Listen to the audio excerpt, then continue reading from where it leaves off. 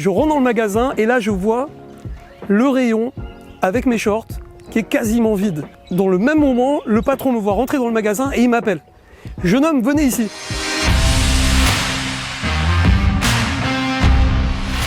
L'enthousiasme pour le vendeur est très important.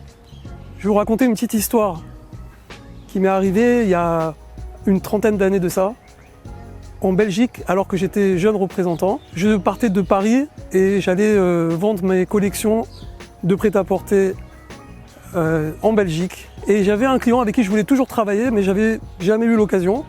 Donc je suis rentré ce jour-là chez lui. Je vois le patron est occupé, donc en attendant, ce que je fais, c'est que je fais un petit tour dans le magasin pour voir ce qu'il vend. Je vois qu'il a mon meilleur produit, exactement le même, copie conforme, rang Xerox. Et je vois le prix qu'il le vend, je me dis, il doit le payer moins cher que le mien. Ceci dit, le patron me demande de venir le voir. Je lui explique que je viens lui proposer ma collection, il me demande de lui montrer.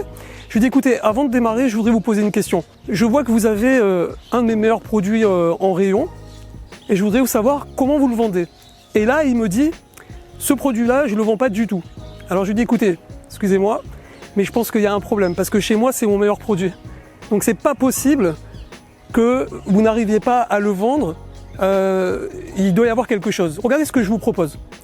On ne se connaît pas, on n'a jamais travaillé ensemble, je le fais jamais. Je lui dis regardez, je peux vous montrer mon bon de commande, je sors le bon de commande, je lui montre comme ça par la même occasion que je travaille déjà avec beaucoup de clients sur la Belgique. Vous pouvez vérifier et chercher, je ne vends jamais de la marchandise à condition. Ce que je vous propose, c'est que je vais vous envoyer mes shorts, vous allez les mettre à la place de ceux-ci. Ils sont un petit peu plus chers apparemment au prix d'achat, mais c'est pas grave, vous les mettez en rayon. Et si vous les vendez pas, mais ça n'arrivera pas, parce que c'est mon meilleur produit, et tous mes clients me font des réassorts, vous me les renvoyez. Je suis persuadé que vous allez les vendre. Donc il accepte, donc je fais la commande, je prends une autre commande, je rentre sur Paris, je vais voir mes patrons, je leur explique ce qui s'est passé, je leur demande d'envoyer à condition, ils acceptent parce que j'étais le meilleur commercial, ils n'avaient pas le choix.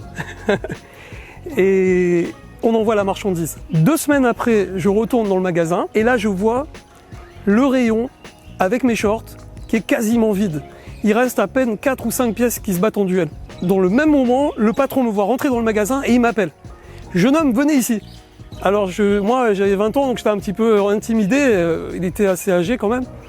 Et il me dit quel est votre secret? Je lui dis de quoi vous parlez? Il me dit je comprends pas pourquoi. Les shorts que j'avais avant, qui étaient exactement les mêmes, j'ai pas réussi à les vendre. Et pourquoi j'ai réussi à vendre vos shorts? Est-ce que vous avez une explication? Alors je lui dis c'est parce que je pense que je dois avoir la main. Avoir la main, ça veut dire voilà, si je vends un produit, comme c'est moi qui vous le vends, vous allez le vendre. Il me dit non, je veux une explication rationnelle. Alors du haut de mes 20 ans, je lui dis écoutez, je pense que comme j'étais persuadé que mes produits allaient se vendre, j'ai réussi à vous persuader à votre tour et vous avez persuadé vos clients, ce qui fait que vous les avez vendus. Il me dit bravo jeune homme, c'est exactement la réponse que je voulais entendre. Donc on a continué à travailler ensemble pendant de très longues années et ça a été un très bon client. La leçon à retirer de cette petite histoire, c'est que ce qui a réussi à me faire vendre le produit et qui a même réussi à faire vendre le produit à mon client, c'est la certitude. C'est le fait que j'étais certain et que j'étais enthousiaste vis-à-vis de mon produit. Pourquoi?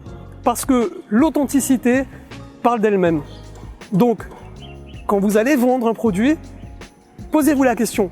Est-ce que je suis suffisamment enthousiaste vis-à-vis de mon produit? Est-ce que j'ai assez de certitude pour pouvoir la transmettre à mon client? Merci de m'avoir écouté. N'hésitez pas à vous abonner à la chaîne, à partager la vidéo et à très bientôt pour une prochaine vidéo.